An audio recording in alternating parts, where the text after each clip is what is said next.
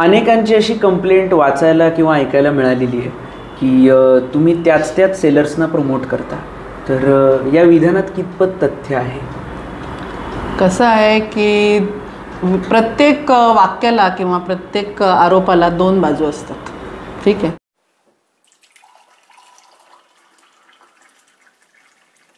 नमस्कार. नमस्कार. Positivity with वरुण भागवत या आमच्या शोमध्ये तुमचं खूप खूप मनापासून स्वागत. थँक्यू. एक जण म्हणाला, अरे ते स्टार्टअप सुरू केलं आहे. दुसरा म्हणाला, चांगलं आहे की, कॉंग्रॅच्युलेशन्स, तोंड कशाला पाडलंयस? आणि तसं नाही, ती जरा सुरुवात आहे ना, मग रिस्पॉन्सला काय प्रॉब्लेम आहे का? नाही, रिस्पॉन्स ठीकठाक आहे. अरे मग होईल, आत्ताशी सुरुवात आहे ना, हळूहळू होईल. आणि घे भरारीचा मेंबर झालास का? अनेक ठिकाणी ऐकू येणारा हा संवाद, ज्यांनी हा अत्यंत सुलभ, सहज आणि सोपा प्लॅटफॉर्म व्यवसाय करू इच्छिणाऱ्यांसाठी किंवा भरारी घेऊ इच्छिणाऱ्यांसाठी सुरू केला, त्या म्हणजे घे भरारीच्या one of the founder members Neelam Umrani Edlabadkar यांच्यासोबत आज आपण टिवटिव करणार आहोत, अर्थात गप्पा मारणार आहोत. मुळात घे भरारी एवढं सुंदर नाव सुचलं कुठून?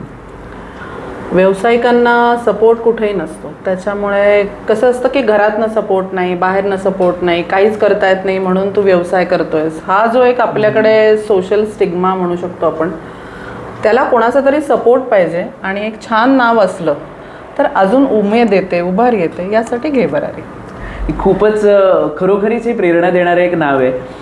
मलाही जेव्हा कळलं होतं की घे भरारी नावाचा एक ग्रुप आहे, म्हटलं मुळातच हे नावच किती प्रेरणा देणार आहे. नक्कीच. आणि ही कल्पना कशी रुजली? ॲक्च्युली मी बरेच वर्ष हाऊसवाईफ होते आणि घरीच होते म्हणू शकता. हाऊसवाईफ घरात जे करू शकते ते चालू होतं माझं रुटीन.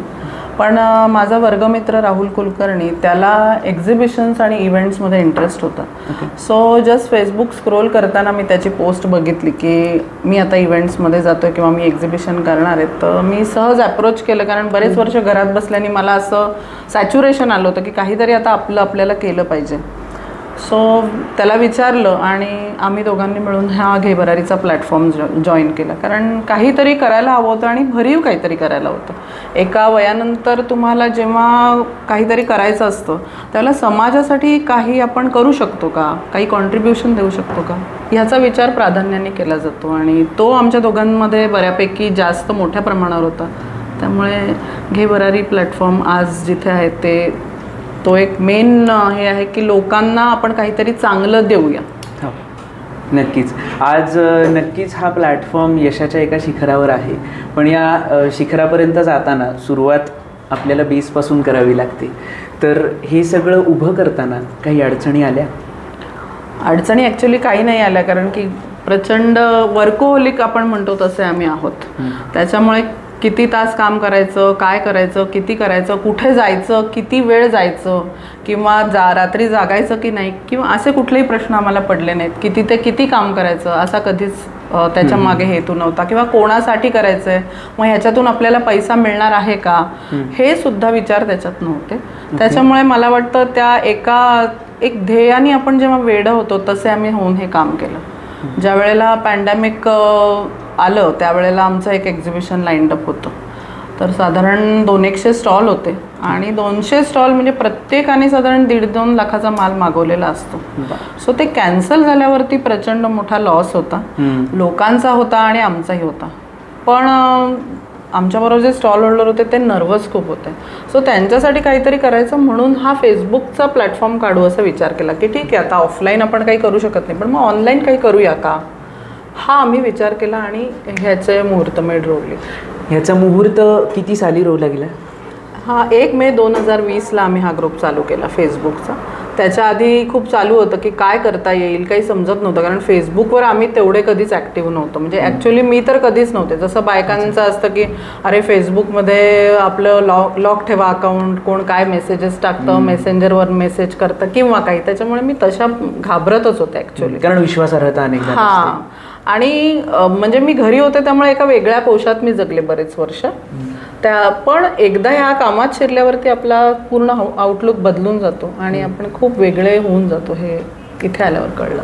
खरंच आहे. म्हणजे लोकांना भरारी घ्या असं सांगताना आधी त्यांनी घेतलेली भरारी त्या इथे सांगत आहेत. हे खरंच खूप प्रेरणादायी आहे. हा प्रवास जेव्हा चालू होता तेव्हा जसं तुम्ही हे पॅन्डेमिकचं सांगितलं की असं झालं आणि तो एक ट्रिगर पॉईंट होता ही सुरू करण्यासाठी, की ते सगळं कॅन्सल झालं, सगळं एक्झिबिशन लॉस तो काही बेअर करायला लागला.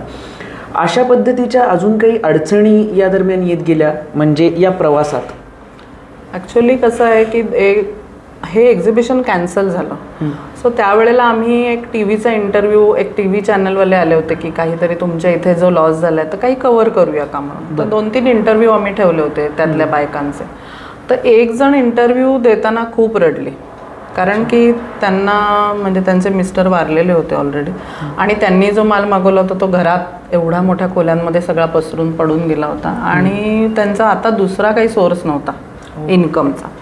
सो त्यांचे म्हणजे अश्रू थांबतच नव्हते त्यांचे. तो खरा ट्रिगर पॉईंट होता की आम्ही हे चालू केलं. आणि तो इंटरव्ह्यू इतका गाजला की त्यामुळे घे भरारीचं नाव पण सगळीकडे गेलं आणि काय समस्या खरा ग्राउंड लेवलला काय आहेत हे आम्हालाही जाणवणं आणि लोकांनाही जाणवलं. त्यानंतर आम्ही हा ग्रुप चालू केला. अडचणी असंच काही नाही आल्या, पण लोक असं म्हणायचे की काय होणार आहे, फेसबुकवर खूप ग्रुप आहेत म्हणजे थोडक्यात विरोध. म्हणजे त्यातलाच हा एक ग्रुप, काय होणार आहे याच्यामध्ये, विशेष काय आहे.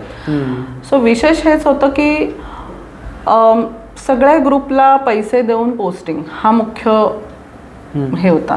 त्यामुळे आत्ता कमवायचं नाही आहे आणि आत्ता मदत करायची, ह्या हेतूने हे काम चालू केलं. त्यामुळे जेव्हा जेव्हा आपण हे म्हणतो की आमचा फेसबुकवर ग्रुप आहे तर तो अर्निंगसाठी नाही आहे घे भरारी. हा मुख्य त्याच्या मागचा मोठा जो हेतू होता तो लोकांनी ओळखला, त्याच्या मागचा भावना ओळखली. सोशल हेतू जो होता. हो, 100 लोकांपासून चालू केला होता ग्रुप. लोक एकमेकांना जोडत गेली. आजही एवढी लोक आहेत पण तो ग्रुप फ्रीच आहे पोस्टिंगसाठी. कुठलेही चार्जेस घेतले जात नाही. इवन काही फ्रॉड होतात किंवा ऑनलाईन लोकांचा विश्वास नसतो तर आपण त्याचं व्हेरिफिकेशन ठेवलंय पण ते देखील फ्रीच आहे. म्हणजे अडचणी अनंत आल्या, कधी कधी आर्थिक अडचणी पण आल्या, कारण की बराचसा त्याचा भार आम्हीच सोसलाय. पण एक आहे की अशा वेळेला घरातल्या लोकांनी कधी विरोध केला नाही, त्यामुळे त्या वेळेला आम्ही स्ट्रॉंग उभे राहिलो. आणि मग जसजसं लॉकडाऊन खुलत गेला तसतसा अडचणी ह्या सॉल्व्ह होत गेल्या. कारण प्रत्येक गोष्टीकडे पॉझिटिव्हली बघायचा एक मला वाटतं आतून आमचा तो एक पिंडच आहे. तो नावातूनच दिसला. म्हणजे आम्हाला करोना झाला तरी आम्ही जर एका रूममध्ये असो तरी पण आम्ही घरातनं काम करतच राहिलेलो होतो. कधीही असं नाही वाटलं की खूप ताप आहे तर पडून राहावं. पडून पडून सुद्धा आम्ही कामं केली. म्हणजे कुठली अडचण ही अडचण अशी घेतलीच गेली नाही. बरोबर. ते एक वेड होतं असं म्हणू शकतो आपण. चांगल्या अर्थाने वेड होणं ज्याला म्हणतात तेही होतं. आणि वेड झालं तर काहीतरी एक शहाणपणाची कृती आपल्याकडनं घडू शकते. तुम्ही आत्ता जे सांगितलं की लोकांचा पटकन आधी या गोष्टीवर विश्वास बसत नाही की काय घे भरारी नावाचा एक ग्रुप सुरू करणार, ह्यानी असं काय होणार आहे, की असा काय फरक पडणार आहे, असे 100 ग्रुप आहेत फेसबुकवर किंवा 100 चॅनल्स आहेत, ह्यानी काय फरक पडणार आहे. तर हे सुरुवातीला कुठे लागत होतं, टोचत होतं का, कसं घेतलं ते? नाही, कधीच नाही वाटलं. आणि मुख्य म्हणजे मराठी लोकांचा प्लॅटफॉर्म होता त्यामुळे लोकांना थोड्या दिवसात हे बंद होऊन जाईल अशी खात्री पण होती. काय आपापसात भांडतील, कोणी कोणाला सपोर्ट करणार नाही, पण असं झालं नाही.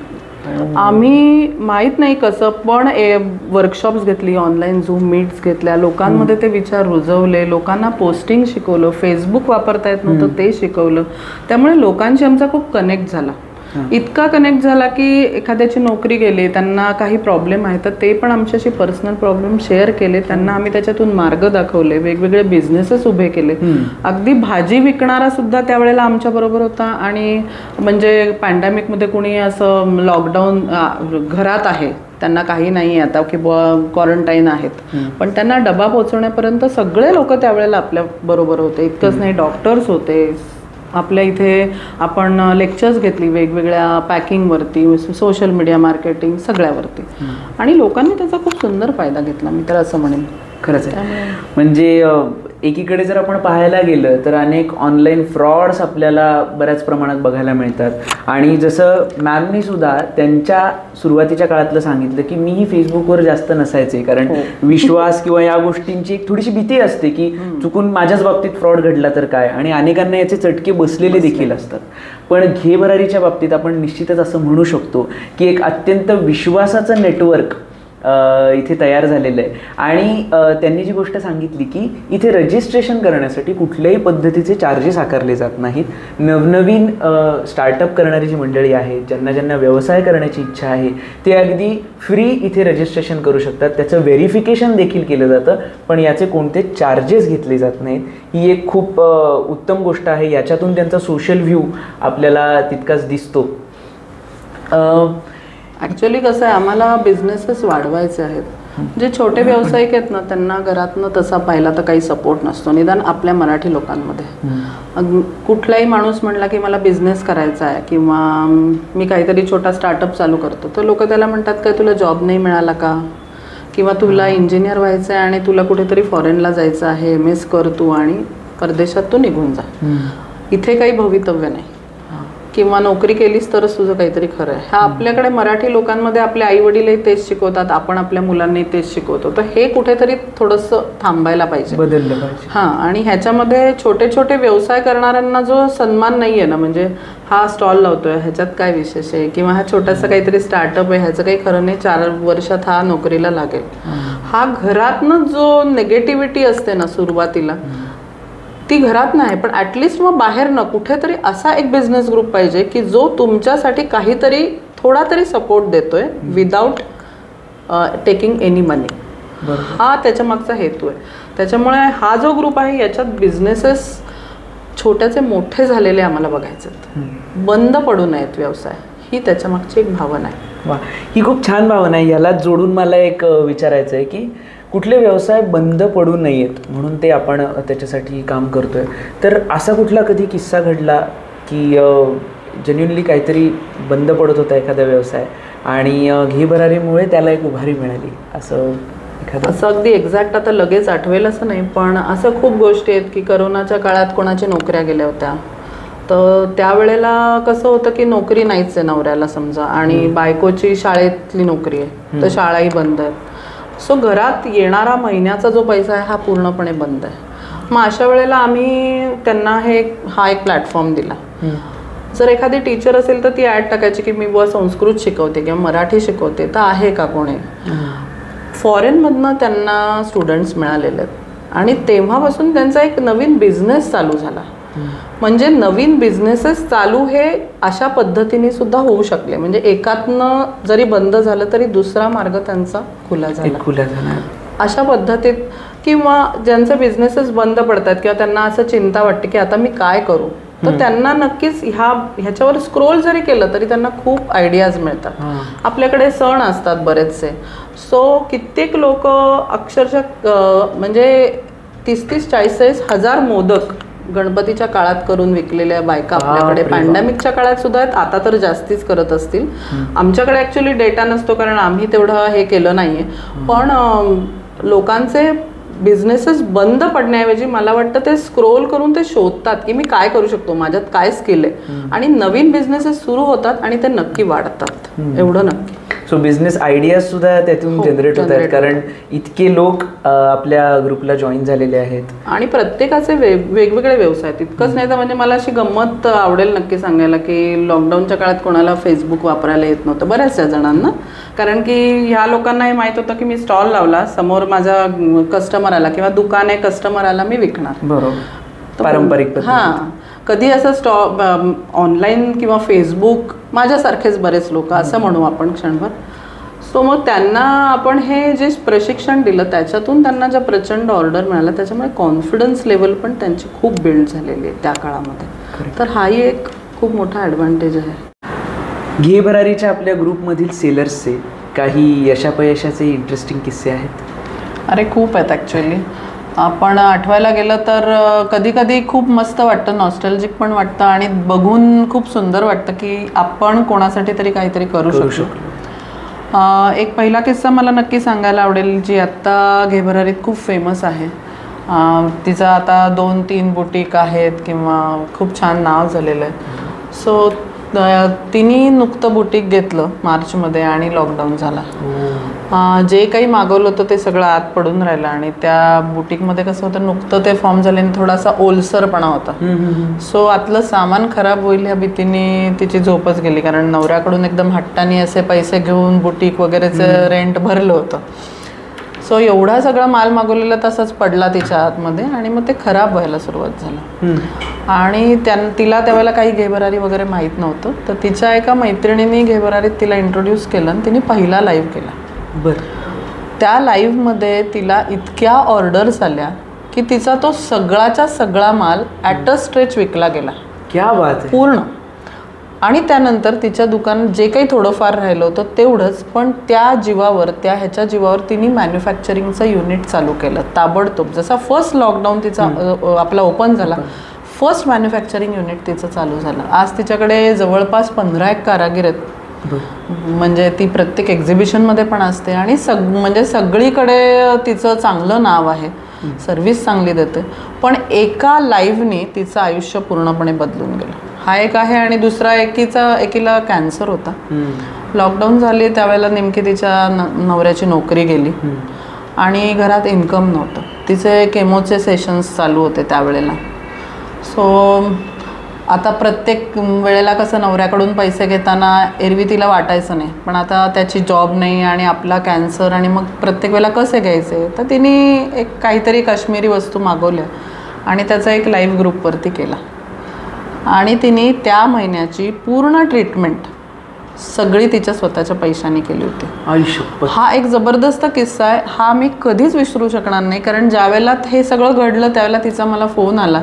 ती फोनवर अक्षरशः रडत होती आणि इतकी आनंदात होती ती की आपण आपल्या नवऱ्याला कुठल्याही प्रकारचा स्ट्रेस न देता ही ट्रीटमेंट पूर्णपणे घेऊ शकलो. आज ती मुलगी पूर्णपणे बरी आहे. आपल्या एका एक्झिबिशनमध्ये तिला बरे करणारे सगळे डॉक्टरची टीम आणि हे सगळे आले होते आणि तिचं खूप कौतुक केलं. म्हणजे बरीच तिला खूपच त्रास झाला, त्यानंतरही बरीच तिने केमोचे सेशन्स आणि हे सगळं झालं, पण आता ती पूर्णपणे बरी आहे. आणि आजही ती घेभरारीच्या एक्झिबिशनमध्ये आवर्जून स्टॉल घेते आणि तिला खूप अभिमान आहे की आपण आपली ट्रीटमेंट आपल्या पैशाने केली without giving stress to her husband and family. म्हणजे एक प्रत्येक बाईला एक स्वाभिमान असतो. त्याचप्रमाणे कित्येकांचा ऑनलाईन प्लॅटफॉर्मवरती विश्वास नसतो. इथे पोस्ट टाकून काय होणार आहे माझं, असा एक दृष्टिकोन असतो माणसाचा की काही होऊ शकत नाही, ऑनलाईन फ्रॉड होतात आणि काही होणार नाही आहे, मला कोण विचारणार आहे, एवढ्या सगळ्या 2 लाखाच्या महासागरात मला कोण विचारेल. सो एक आणि विशेषतः टीचर्स, काउन्सिलर्स, प्रोफेसर्स, डॉक्टर्स ह्यांना हा खूप वाटतं की माझं ऑनलाईनवर काही नाही, मला फक्त माझंच केलं तरच काही होईल म्हणून, मी काही अशी पब्लिसिटी माझी नाही करू शकत. सो एकदा एक सोलापूरची आमची सेलरच होती, तिने एकांकडून काउन्सिलिंग घेतलं तिच्या मुलासाठी, करिअर काउन्सिलिंग, की काय करावं मुलांनी. आणि त्यांनी छान अनालिसिस केलं, सगळं केलं आणि तिला सांगितलं जे काही आहे ते प्रॉपर दिशा दाखवली. त्यांचे काहीतरी 15,000 चार्जेस होते आणि खरोखरच तिला त्याचा खूप छान फायदा झाला. म्हणून तिने सहज त्यांचा एक रिव्ह्यू टाकला ग्रुपवरती. ते ग्रुपवरती नव्हते, त्यांचा रिव्ह्यू टाकला की तुम्हाला कोणाला जर हवं असेल तर हे आहे, त्यांचा नंबर हा आहे आणि माझ्या मुलासाठी यांचा खूप फायदा झाला. त्यानंतर त्या माणसाला कंटिन्युअस फोन जायला लागले की तुमचं काय आहे. आणि तोपर्यंत त्या माणसाचं एवढं कधी चाललं नाही की एका दिवसात त्यांनी जवळपास 150 ते 200 कॉल्स घेतले. त्यांना कळेना की हे कॉल्स घेभरारी नावाच्या कुठल्या तरी ग्रुपमधून येतात, हा आहे कुठे ग्रुप. त्यानंतर त्यांनी हा ग्रुप बघितला, त्या बाईला फोन केला, तुम्ही माझा कुठे रिव्ह्यू टाकला. मग त्यांनी ग्रुप जॉईन केला आणि नंतर त्यांना कळलं की हा एवढा मोठा ग्रुप आहे, इथे एक रिव्ह्यू पडल्यावर आपल्याला जवळपास 150-200 कॉल आलेले आहेत. आणि नंतर त्यांनी स्वतः महिनाभराने आम्हाला रिव्ह्यू टाकला. जवळपास त्यांना 50 ते 55 एका महिन्यात मुलं काउन्सिलिंगला त्यांच्याकडे आले. किती छान, किती छान. म्हणजे कसं आहे, सोशल मीडियामध्ये ताकद आहे, दोन्ही आहे खरंच. पॉझिटिव्हही आहे, निगेटिव्हही आहे. तुम्ही सोशल मीडियामध्ये पॉझिटिव्ह जर तुम्ही बोलत गेलात तर सगळं छान छान होत जातं आणि तुम्हालाही त्याचा चांगला इम्पॅक्ट मिळतो आणि समोरच्यालाही जरूर मिळतो. पण तुम्ही फक्त ट्रोलिंगमध्ये किंवा दुसऱ्याचं काहीतरी वाईट शोधण्यामध्ये जर तुमची एनर्जी वाया घालवली तर त्याच्यातून काहीच निष्पन्न होत नाही. त्यामुळे तुम्ही तो कसा यूज करता ह्याच्यावरती खूप अवलंबून आहेत गोष्टी. म्हणजे सोशल मीडिया वाईट आहे, सोशल मीडिया वाईट आहे असं म्हणणारे पण अनेक आहेत, पण जर ते चांगल्या पद्धतीत वापरलं तर त्याचा इतक्या जणांना खूप उत्तम फायदा होऊ शकतो. आणि केवळ फायदाच नाही तर जास्तीत जास्त लोकांपर्यंत ते पोहोचूही शकतं. आणि बायकांना निर्भीड होणं इथे शिकलं पाहिजे. मला असं वाटतं, खूप बायका मला म्हणतात मी नाही माझं प्रोफाईल ओपन ठेवणार किंवा पब्लिक नाही ठेवणार, पण माझा बिझनेस करतोय आणि बिझनेस तुम्ही काढलाय आणि तुमच्या दुकानाचं शटर डाऊन आहे तर माणूस आत कसा येईल. आणि मी नेहमी बायकांना असं सांगते की मी सुद्धा घाबरत होते, पण मग नंतर जेव्हा आपण ह्याच्यात पडतो आपल्या लक्षात येतं की अरे तो माणूस काही मोबाईलमधून बाहेर तर येणार नाहीये ना, जेवण झालं का, हे झालं का असे विचारणारी माणसं फक्त तिथेच आहेत. त्यांना ब्लॉक करण्याचं अस्त्र आपल्याकडे दिलेलं आहे, त्यामुळे त्यांना घाबरण्याचं काहीच कारण नाही. आणि केवळ त्या माणसांमुळे आपली प्रगती का थांबवायची. करेक्ट. त्यामुळे प्रत्येक वेळेला निगेटिव्ह साईड बघू नये. काय होतं, निगेटिव्ह हे खूप फास्ट पसरतं. त्यातलं पॉझिटिव्ह बोलायला शिकावं सगळ्यांनी, तर ते पसरेल लोकांपर्यंत आणि मग लोक ते वापरायला सुरुवात करतील. नक्कीच. आपलं हे चॅनलसुद्धा पॉझिटिव्हिटीवच करत असतं, त्यामुळे अशा अनेक जणांसोबतच्या गप्पा या चॅनल थ्रू आपल्याला ऐकायला आणि बघायला मिळणार आहेत. वेगवेगळ्या पॉझिटिव्ह स्टोरीजही ऐकायला मिळणार आहेत. सो या चॅनलला सबस्क्राईब करायला विसरू नका आणि हा व्हिडिओ तुम्हाला अनेकांपर्यंत शेअर करायचा आहे, जेणेकरून ही प्रेरणादायी गोष्ट जास्तीत जास्त लोकांपर्यंत पोहोचेल.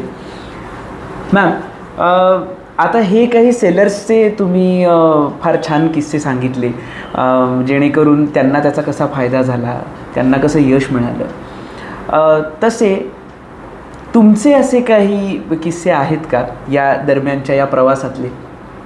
आम्ही ॲक्च्युली खूप वेळा पडलो जास्ती. सुरुवातीला तर खूपच पडत आलो आणि सगळे एक्सपर्ट झाल्यावरही जोरदार आपटलो. त्याच्यातून प्रत्येक वेळेला उठलो. म्हणजे जेव्हा लॉकडाऊन झाला त्यावेळेला जसं मी लोकांबद्दल बोलते की लोकांचं नुकसान झालं, पण आमचं खूप मोठं नुकसान झालं होतं. आमचाही पैसा व्हेन्यूकडे अडकला होता आणि कुठलाही व्हेन्यू मालक तुमचं रेंट परत देत नसतो आणि त्यांच्याही अडचणी होत्या अनंत, कारण त्यांनाही लॉकडाऊनमुळे फटका बसलाच होता. सो आमचं आर्थिक नुकसान हे आम्ही क्षणभर बाजूला ठेवलं त्यावेळेला आणि लोकांसाठी काम करायचं ठरवलं, कारण पैसा तर गेलेलाच आहे, त्याच्यासाठी रडून काही फायदा नाही. पण जर काही 4 जणांचं भलं करू शकलो तर उद्या कदाचित आपल्याला काही रिटर्न चांगले पॉझिटिव्ह गोष्टी मिळतील, ह्या एका हेतूने आपण त्यावेळेला काम केलं, करत राहिलो. हो. नंतर लॉकडाऊन सुरू झाला, ओपन झाला, तर आम्ही एक्झिबिशन्स करायचो वेगवेगळी. त्यापैकी आम्ही बावधनला एक्झिबिशन प्लॅन केलं होतं आणि मग एक्झिबिशनच्या आदल्या दिवशी प्रचंड पाऊस पडला. इतका पाऊस पडला की सगळं म्हणजे चिखल होता, दुसरं काही नव्हतंच. ते एक्झिबिशन ग्राउंडवरती होतं. बावधनचं एक्झिबिशन आजही ग्राउंडवरतीच असतं, पण त्यावेळेला इतका पाऊस होता की पूर्ण चिखल झाला सगळा. एक्झिबिशन करणं शक्यच नव्हतं. कॅन्सल केलं. कॅन्सल केल्यामुळे घातलेला मांडव, त्याचं पडणारं भाडं, आज सगळ्या कॅनोपीज, लाईट फिटिंग, आपला जनसेट आला होता, हे सगळे खर्च आमच्या अंगावर पडले. शुक्रवार शनिवार म्हणजे एक शुक्रवार शनिवार रविवार ते एक्झिबिशन होतं. आम्ही बसलो. आम्हाला ॲक्च्युली खरं तर सांगायचं तर खूप रडू येत होतं, कारण आमची इन्व्हेस्टमेंट अफाट होती. पण जर 100 लोकांनी तिथे स्टॉल लावले असते तर त्यांचं अफाट नुकसान झालं असतं. ते लागले नाहीत ही देवाची कृपा आहे असं समजून आम्ही तो, म्हणजे त्याच्यावरती त्यावेळेला मी एक लेख लिहिला होता आणि एक फोटो टाकला होता, तर लोकांना तेव्हा कळलं की आम्हाला पण काही प्रॉब्लेम असतात.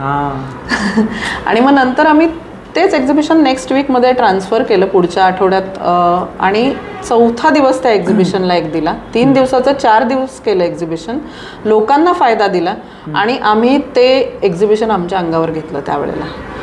पण त्यानंतर लोकांचा आमच्यावर इतका विश्वास बसला की हे लोक पैसे काढत नाहीत, ह्यांना काहीतरी आतून जाणीव आहे प्रत्येक कष्टाची. आणि त्यानंतर आज तगायत कुठलाही एक्झिबिशनचा प्लॅन ओपन झाला आणि तो तासाभरात क्लोज झाला नाही असं कधी होत नाही. मग 100 स्टॉल काढा, 200 स्टॉल काढा, ते सगळे फुल होतात. याचं कारण तो विश्वास आहे, कारण त्यांना माहिती आहे की काही झालं तरी हे लोक आपल्याला नुकसान होऊ देणार नाहीत. एक वेळ ते स्वतःवर घेतील पण आपल्यावर नाही. म्हणजे एवढा पाऊस आणि एवढं सगळं होऊ नये ते नुकसान तुम्ही स्वतः सोसलं, पण त्याची झळ कुठल्याही सेलर्सला बसू दिली नव्हती. आणि त्यानंतर आता खरं तर आम्ही एक्सपर्ट आहोत, पण कधी कधी काही काही गोष्टी आपल्या हातात नसतात. कित्येकदा व्हेन्यू पण आपल्यावरती काही गोष्टी लादत असतो. सो ॲज अ ऑर्गनायझर मी असं म्हणेन की आपण दोन्हीकडून थप्पड खातो, एक स्टॉल होल्डरकडून आणि एक व्हेन्यूकडून. सो मध्ये आम्ही एका ठिकाणी जे एक्झिबिशन केलं पूर्ण, आता आम्ही खरं तर एक्सपर्ट आहोत पण तरी ते प्रोडक्शन करणार म्हणाले, त्यामुळे त्यांनी सगळं आम्हाला काहीच करायला अलाउड नाही केलं. सो अशा वेळेला त्यांनी सगळं प्रोडक्शन केलं. पत्र्यांना भोकं होती, असाच पाऊस आला, वाईट पाऊस आला आणि सगळे स्टॉल होते, स्टॉलवरती भरपूर पाणी आलं, लोकांचं सामान भिजलं नाही हे एक नशीब आमचं. पण अक्षरशः कॅनॉपी कोसळल्या, कसं बसं लोकांनी वाचवलं. ते 1.5 दिवसाचं एक्झिबिशन झालं जे 4 दिवसाचं होतं आणि हे 1.5 दिवसात लोकांनी भरपूर बिझनेस केला, कारण की त्यावेळेला एक वेगळ्या थीमवर आम्ही काम करत होतो. अफाट गर्दी होती. ज्यावेळेला आम्ही एक्झिबिशन कॉल ऑफ केलं 1.5 दिवसांनी, त्याही वेळेला आतमध्ये खचाखच गर्दी होती. गुडघ्यापर्यंत पाणी येईल इतकं रस्त्यावरती पाणी साचलं होतं, कारण ते जवळपास ढगफुटीसारखाच पाऊस झाला. व्हेन्यूने कुठलंही सहकार्य जरी केलं नसेल तरी सुद्धा तेही एक्झिबिशन आम्ही आमच्या अंगावर घेतलं. तेव्हाही कुठलाही ऑर्गनायझर पैसे देणार नाही, पण तरीही आम्ही पैसे परत दिले आणि तेही आमच्या अंगावर घेतले. त्यामुळे आता काय आहे की जो उठतो तो असा विचार करतो की ऑर्गनायझर होणं म्हणजे पैसा कमवणं, तर हे तसं नाही आहे. प्रसंगी ते तुम्हाला तुमच्या अंगावर घ्यावं लागतं, तर समोरचे स्टॉल होल्डर तुमच्यावर 100% तो विश्वास टाकतात की नाही माझे पैसे सुरक्षित आहेत, माझे पैसे दिल्यावर ह्यांना माझ्या व्यवसायाची काळजी आहे. आणि जेव्हा हे तुम्हाला जाणवतं त्याच वेळेला तुम्ही एक चांगले ऑर्गनायझर बनता. म्हणजे नुसतं स्टॉल टाकले आणि नुसते 4 ॲडव्हर्टाईज केल्या म्हणजे एक्झिबिशन होतं असं नाही. त्याला तुम्हाला आतूनच ते काम करावं लागतं आणि ती कळकळ असावी लागते समोरच्याचा व्यवसाय होण्याची. ती जेव्हा येईल तेव्हा तुम्ही खरे ऑर्गनायझर असता. मनापासून ते आतूनच यावं लागतं. करेक्ट. आणि खूप छान ॲक्च्युली मुद्दा इथे मॅडमनी सांगितलं की आम्ही खूप वेळा पडलो असं त्या म्हणाल्या. तर हे इतक्या प्रांजळपणे मान्य करणं यालाही करेज लागतं आणि या अपयशातनं पुन्हा उभारी घ्यायला सुद्धा करेज लागतं, जे त्यांच्यात आपल्याला दिसून येतं. अनेकांची अशी कंप्लेंट वाचायला किंवा ऐकायला मिळालेली आहे की तुम्ही त्याच सेलर्सना प्रमोट करता. तर या विधानात कितपत तथ्य आहे? कसं आहे की प्रत्येक वाक्याला किंवा प्रत्येक आरोपाला 2 बाजू असतात. ठीक आहे. एक बाजू अशी आहे की जे सेलर्स आहेत, जे नेहमीचे सेलर्स आहेत, त्यांच्यामुळे मी आज इथे आहे. ते नसते तर मी इथे नाही आहे. सुरुवातीच्या काळामध्ये मी जेव्हा 2020ला एक्झिबिशनमध्ये आले पहिल्यांदा, त्यावेळेला मी एका सेलरला साधारण 10 ते 15 फोन करायचे की तू माझ्याकडे स्टॉल घे, तू माझ्याकडे स्टॉल घे. मग ते म्हणायचे मी कुठेतरी बाहेर आहे, तुम्ही थोड्या वेळाने फोन करा. मग किती रेंट आहे, एवढं रेंट नाही, असं वेगवेगळ्या गोष्टी. आणि मग असं एक 10-15 फोन नंतर एक सेलर तयार व्हायचा माझ्याकडे एक स्टॉल घ्यायला आणि तो मला 500 रुपये द्यायचा की हां हे घे स्टॉल बुकिंगचे पैसे, बघू नंतर सेल झाला तर बघू. ह्या पद्धतीत मी काम चालू केलं. ज्या वेळेला मी तुला बावधनचा किस्सा सांगितला त्यावेळेला माझ्याकडे स्टॉल फुल बुकिंग होतं. का? कारण घे भरारी हा एक प्लॅटफॉर्म आम्ही तयार केला, त्याच्यावरती कुठल्याही प्रकारचे चार्जेस घेतले नाही, फ्री एंट्री दिली, फ्री पोस्टिंग दिलं, लोकांचा विश्वास संपादन केला की केवळ पैसा कमवणं हा उद्देश नाही आहे ह्याच्यामागे. ओके. आता इथवर झाल्यावरती लोकांचा विश्वास बसला आणि खरं सांगायचं तर बावधनच्या त्या एक्झिबिशनचं बुकिंग हे केवळ तासभर हा खूप झाला आणि पुढचे 4 तास मी सेलर्सला नाही म्हणत होते माझ्याकडे स्टॉल नाही, माझ्याकडे स्टॉल नाही. कारण पहिल्या 1 तासात मी प्रचंड वादळी कॉल घेतले आणि तो व्हेन्यू बुक झाला.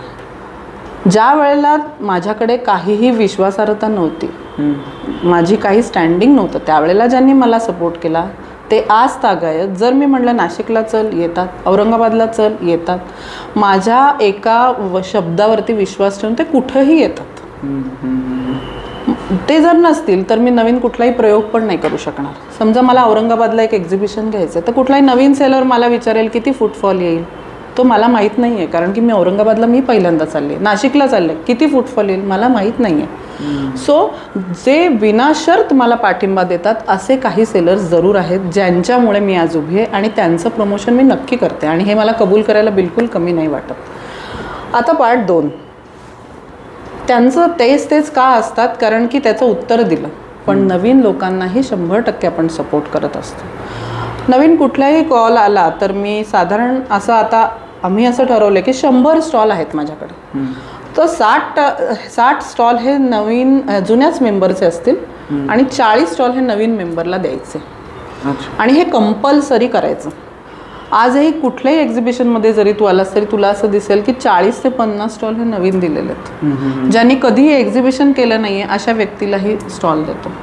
इतकंच नाही तर कित्येक नवीन स्टॉल होल्डरला मी पूर्ण प्रशिक्षण देते इथे बोलवून विदाऊट एनी चार्ज, की तू माझ्याकडे पहिल्यांदा भेटायला ये, तू स्टॉल पहिल्यांदा घेतलास.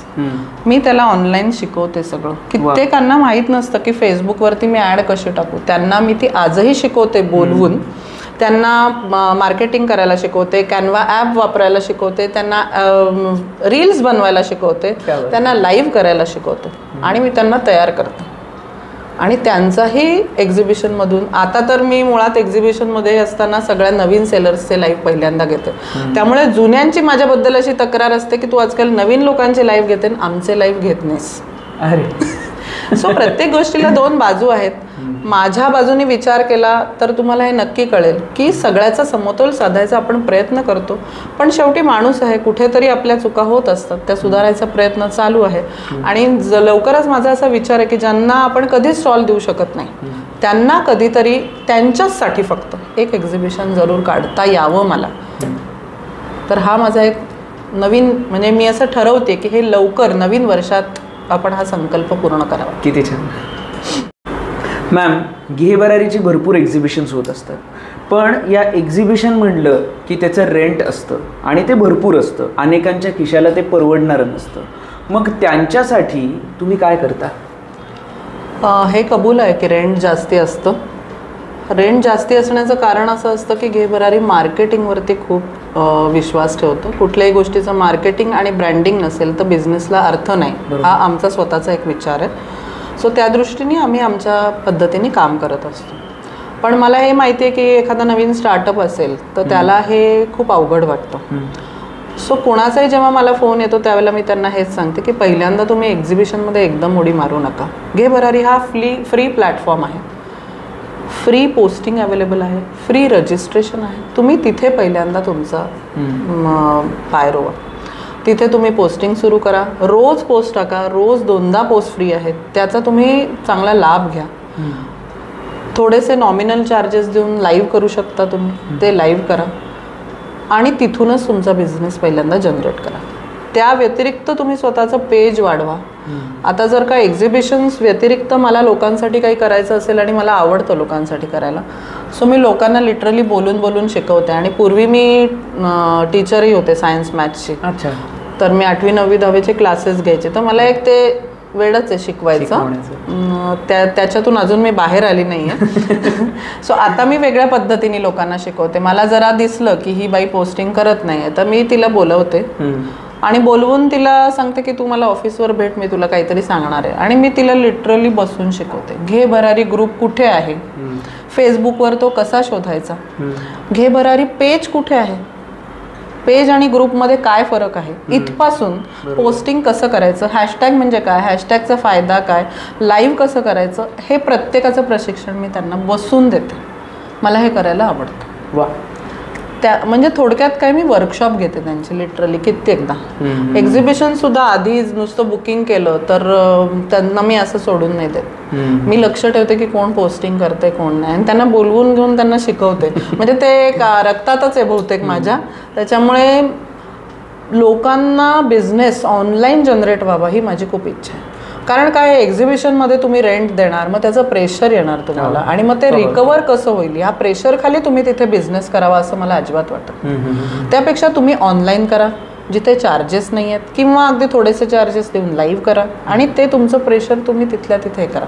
तुम्हाला मग आपणूनच आतून कॉन्फिडन्स येणार आहे की हे सगळं मी केलं आहे आणि मी आता कॉन्फिडंट आहे की मी रेंट दिलं तरी ते रिकवर तर करीनच, पण माझं स्वतःचाच आता इतका बेस स्ट्रॉंग आहे. मीच बिझनेसमध्ये माझं छान ब्रँडिंग केलं आहे, माझं पेज चांगलं चालू आहे, मी इन्स्टावरती चांगलं काम करते, मी रील्स टाकते मेजरली आता, कारण फेसबुक इंस्टाला रील्स चालतात, मी रील्स करते आहे. आता मी स्वतः माझ्याकडून 100% दिलं आहे, त्या क्षणी तिने माझ्या एक्झिबिशनमध्ये यावं. आणि जर तसं तिला कॉन्फिडन्स नसेल त्यावेळेलाही मी तिला सांगते की तू शेअरिंगमध्ये स्टॉल घे, म्हणजे थोडंसं बर्डन कमी होईल आणि मग तुझं चांगलं होईल. म्हणजे उपाय अनेक आहेत, खूप उपाय आहेत आणि हे ते वापरतात आणि खुश होतात. त्यांना खूप आवडतं की मी तू मला रेंट दे आणि स्टॉल लाव. हे माझं कधीच नसतं. जर मला एखाद्या बाईने विचारलं तुम्हाला वाटतं का माझं रेंट निघेल, तर मी तिला पहिल्यांदा हाच प्रश्न विचारते, तुझा ऑनलाईन प्रेझेन्स काय आहे पहिल्यांदा, तू स्वतः काय करतेस, तू पेजसाठी काय केलंयस, तू इन्स्टासाठी काय केलंयस. हे सगळं केल्यावरती तू मला म्हणशील की मॅडम तुम्ही नका रेंटची काळजी करू, मला माहिती आहे मी रिकवर करेन. हा कॉन्फिडन्स असल्यावर तू माझ्याकडे ये, तोपर्यंत घाई करू नकोस. आणि या सगळ्याचे प्रशिक्षण कितीही द्यायची माझी तयारी आहे. तुम्ही मला केव्हाही फोन करू शकता. माझ्या फोनला कधी टायमिंग नाही आहे की तुम्ही मला ह्या वेळातच फोन केलं पाहिजे, अशी कुठलीही जबरदस्ती नाही आहे. तुम्हाला हवं तेव्हा तुम्ही मला कॉल करू शकता, व्हॉइस मेसेजेस टाकू शकता. मी सगळ्या वेळेला अवेलेबल असते. आणि या प्रशिक्षणाचे मॅम कुठलेही चार्जेस कुठलेही चार्जेस नाही. उलटं माझं इच्छा आहे की माझ्याकडून शिकून 4 लोकांनी नक्की असं म्हणावं की काहीतरी या बाईंनी नक्की आमच्यासाठी केलं. आणि ते करायची माझी किती पण तयारी आहे. आवडच आहे म्हणजे मला ते, कारण मनापासून ते शिकवायला आवडतं, द्यायला आवडतं. नक्की. एवढा खरं तर मोठा पसारा म्हणूया आपण, जो तुम्हीच मांडलाय. खूप छान पसारा आहे खरं तर हा. पण या पसाऱ्यामधून म्हणजे या करिअरमधून घरी कसा वेळ देता, घर आणि करिअर बॅलन्स कसं करता? ॲक्च्युली मी घर आणि करिअर बॅलन्स करण्याच्या पलीकडे गेलेली आहे. म्हणजे घरच्यांनी मला समजून घेतलं आहे असं मी म्हणू शकते. माझा नवरा ॲक्च्युली खूप बिझी असतो, त्याला वेळ नाही आहे. मुलं शांत आहेत, त्याच्यामुळे सगळ्यांनी मला सपोर्ट केलेला आहे ह्या गोष्टीमध्ये. आणि दुसरं म्हणजे ते जेव्हा बघतायत की हिला हे जमतंय, चांगलं करू शकते, त्यावेळेला माझ्या नवऱ्याचं असं म्हणणं असतं, तू घरच्या गोष्टीत अडकूच नकोस, जितकं करू शकतेस तुझ्याकडून कर, जितकं देऊ शकतेस दे. तर त्याच्यामुळे मला कुठल्याच अडचणींना सामोरं जावं लागलं नाही. माझ्या सासू सासरे, आई वडील सगळ्यांचा जबरदस्त सपोर्ट मला पहिल्यापासूनच मिळाला. ह्यासाठी पहिल्यांदा त्यांना असं वाटायचं जमेल का, म्हणजे भीती वाटायची.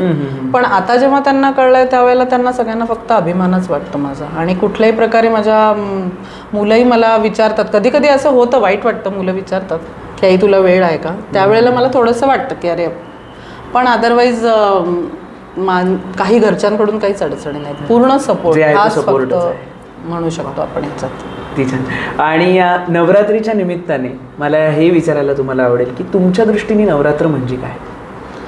ॲक्च्युली नवरात्र म्हणजे स्त्री शक्ती आहे. स्त्रियांकडे खरं तर सगळे गुण असतात आणि मल्टीटास्किंग असते ते. पण फक्त मला वाटतं की कधी कधी तिच्यातला कॉन्फिडन्स जातो. मग तो समाजामुळे असेल, तिच्या स्वतःमुळे असेल, किंवा आपण म्हणतो की एक स्त्री स्त्रीला पुढे येऊ देत नाही वगैरे काही असेल. पण जर का एखाद्या स्त्रीने ठरवलं की काहीतरी करायचं आहे तर ती ते नक्की करू शकते. आणि ती शक्ती फक्त तिने स्वतःची ओळखली पाहिजे, आवड ओळखली पाहिजे.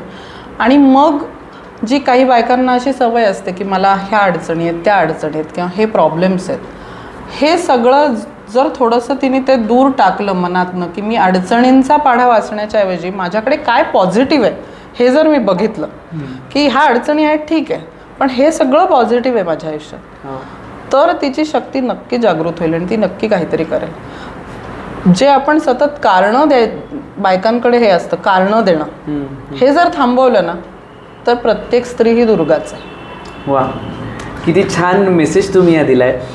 या जोडीनंच जे व्यावसायिक आहेत त्यांना एक काय तुम्ही करिअर टिप्स द्याल? ॲक्च्युली करिअर टिप्स मी देणारी खरं तर मी कुणी नाही आहे एवढी मोठी. पण मला एवढं नक्की सांगायला आवडेल की प्रत्येकाने आपल्याला कुठलाही टाईम कन्स्ट्रेंट घालू न देता, जर बिझनेस करायचा असेल तर वेळेचे कुठलंही बंधन न घालू 24 तास हे आपल्या व्यवसायाला काही वर्ष जर दिले तर काहीही करू शकतो एखाद्या व्यक्ती. बिझनेस मोठा करणं ही गोष्ट तुमच्या डेडिकेशनवर अवलंबून आहे. मी एवढे तासच काम करीन असं म्हणण्याऐवजी मी माझ्या आयुष्यातला सगळा वेळ ह्या व्यवसायाला देईन असं ज्या दिवशी तुम्ही ठरवाल त्या दिवशी तुमचा विजय ठरलेलाच असेल. किती छान. म्हणजे मला याच्यावरनं वपू काळेंचं एक वाक्य आठवलं, नोकरी म्हणजे काय तर 8 तासाचा व्यवसाय आणि व्यवसाय म्हणजे काय तर 24 तासाची नोकरी. म्हणजेच काय, जेव्हा ते पॅशनेटली आपल्याला करायचं असतं, त्याची जेन्युनली आवड असते, तेव्हा आपण त्या क्षेत्रात काहीही झालं तरी प्रगती करू शकतो. आणि ह्याचं उदाहरण माझ्या शेजारी बसलं आहे ते म्हणजे नीलम मॅम. कारण त्या स्वतःसुद्धा त्याच पद्धतीत एवढी उभारी आणि भरारी घेऊ शकल्या आहेत. अनेक सामान्य स्त्रियांसारख्याच त्याही आधी होत्या, ज्या फेसबुकला घाबरत होत्या, मी असं म्हणेन. पण या भीतीवर त्यांनी स्वतः मात केली. आणि फक्त मात नाही केली तर अनेक जणांना या व्यवसायाच्या प्रवासात त्यांनी जोडून घेतलं आणि अत्यंत सकारात्मकरित्या या व्यवसायाची घोडदौड चालू आहे आणि अनेक व्यावसायिकांना त्या प्रेरित करत आहे. मॅम, तुमच्याशी बोलून खरंच खूप छान वाटलं. पॉझिटिव्ह या आमच्या टॉक शोमध्ये तुम्ही सहभागी झालात त्याबद्दल खूप खूप धन्यवाद. थँक्यू. राधा इमिटेशन ज्वेलरीतर्फे आमच्या टीमकडून तुम्हाला ही एक छोटीशी भेट. थँक्यू.